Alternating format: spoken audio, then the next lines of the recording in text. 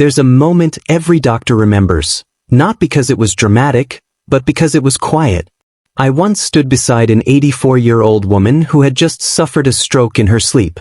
Hours before, she had felt perfectly fine. She'd eaten a bowl of fruit, tucked herself in, and never imagined that by morning, her words would be trapped inside her, her hand frozen mid-reach for her glasses. The scan showed a clot, the size of a rice grain, blocking a blood vessel in her brain. And the silent trigger? A seemingly innocent fruit she had eaten too late, with the wrong combination, and under the wrong conditions. I'm telling you this today because this can happen to anyone. And because nobody is warning people, especially seniors, the way they should. So let me say this loud and clear. If you're over 60, what you eat, and when you eat it, can either protect your brain or slowly push it toward disaster. And sometimes, the danger comes not from junk food, but from the very fruits you've always believed were healthy. 1. The beautiful trap of healthy foods. We've been taught since childhood that fruit is the healthiest thing you can eat. And yes, fruit is nature's gift. But what we were never taught is that after 60, your body changes. Your liver slows. Your blood vessels grow more fragile. Your medications interact differently with natural compounds. That means a fruit that nourished you at 40 could harm you at 70. Take bananas, for instance. Rich in potassium, yes. But if you're on blood pressure medications or diuretics, that potassium builds up and can dangerously affect your heart rhythm. Or grapes. Small, sweet, innocent, yet they hit your bloodstream with a sugar bomb. Eat them on an empty stomach, and you create a blood sugar surge that inflames your arteries and lays the groundwork for stroke. And then there's pineapple, so tropical, so juicy. But late at night, it becomes acidic fuel for reflux, blood sugar spikes, and clotting risks, especially when mixed with common meds. That's the hidden story no one tells you. Please, if you're finding this information eye-opening, take a second to subscribe to our channel. We share honest, life-saving truths for seniors that most people overlook.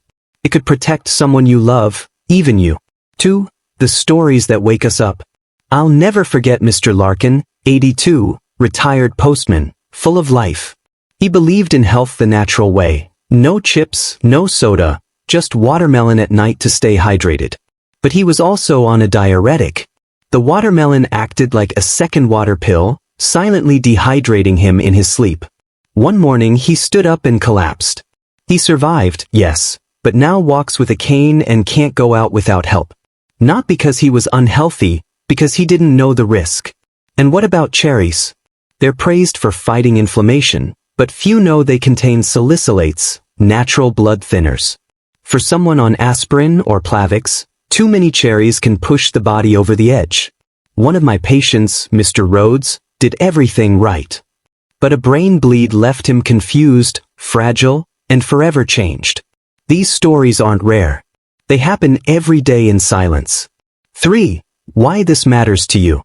You might be wondering, so, what am I supposed to eat? Am I supposed to fear every fruit now? This is not about fear. It's about awareness.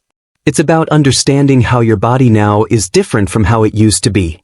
Because the truth is, after 60, you're not just eating for pleasure. You're eating to stay standing, to stay sharp, and to stay yourself. Even oranges, so rich in vitamin C, can interfere with the very medications meant to protect your heart. Mangoes? Delicious, but they overwhelm your liver's ability to process prescriptions, raising stroke risk for those on statins or blood pressure meds. Apples? They seem harmless, but certain varieties cause sugar spikes that stress an aging brain.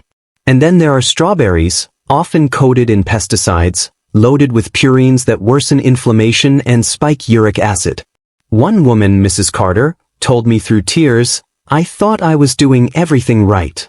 And she was, except no one told her what to watch for. This is why we're here. To tell you. To empower you.